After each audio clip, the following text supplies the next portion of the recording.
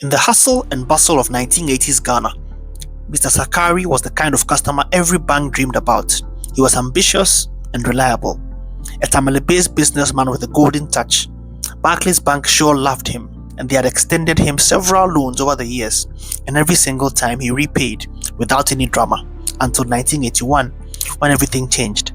One day Sakari walked into the bank and requested a loan. His purpose was to buy 2 Mercedes-Benz trucks and spare parts to bolster his transport business. The bank approved and the money was released. Handshakes were exchanged and everybody went home happy. But Mr. Sakari had other ideas. Instead of buying the Mercedes trucks, he quietly purchased a massive Sora tanker. Before he could put it to work, officers of the PNDC government seized it, their reason being that individuals were not permitted to use such vehicles, only members of the state. The tanker was gone. Suddenly, the man who always paid his debts found himself unable to generate the income he had counted on. The repayment stopped and the relationship soured.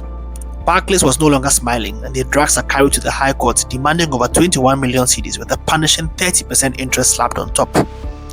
Sakari fought back. He only took a little over 2 million Ghana cedis, and the tanker he bought was seized by the state. He was suggesting to the court that the contract had been frustrated, meaning that by virtue of the seizure, it was impossible for him to repay his debt. He challenged the penalties and the interest on the sums as well, arguing that the bank rather owed him. He brought in an accountant and an officer from the Bank of Ghana as his witnesses. After a full trial, the High Court agreed with Sakari. The Court of Appeal also agreed with him. It looked like Mr. Sakari had pulled off a stunning victory, but then the bank appealed finally to the Supreme Court. The justices listened carefully and asked the question, what exactly was the contract between Mr. Sakari and Barclays? It was not a contract to buy Mercedes-Benz trucks. It was not a contract to run a successful transport business. It was a loan contract.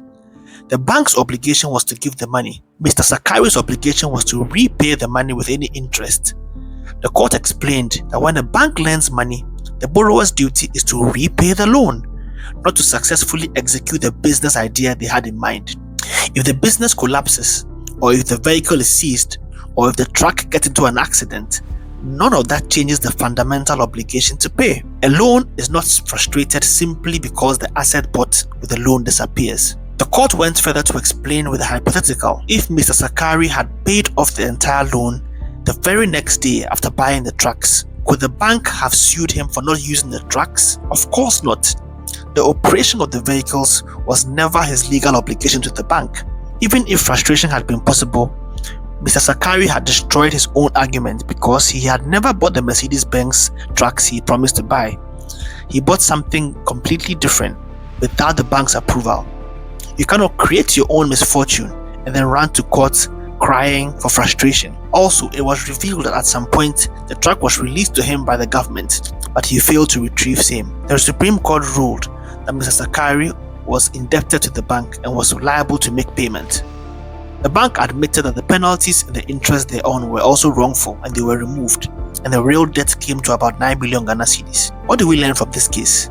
First, when you take a loan, your only real promise is to repay it. What you plan to do with the money is your business, not the bank's. And the moment you sign, your duty is clear. You must repay, and that is all. Second, when you state a purpose for your loan and later your plans change, you must tell your bank immediately. Because if things go south later and you never disclose the change, you've handed the bank and the court a weapon to use against you. You may not be able to claim hardship or change circumstances. Finally, banks can also make mistakes.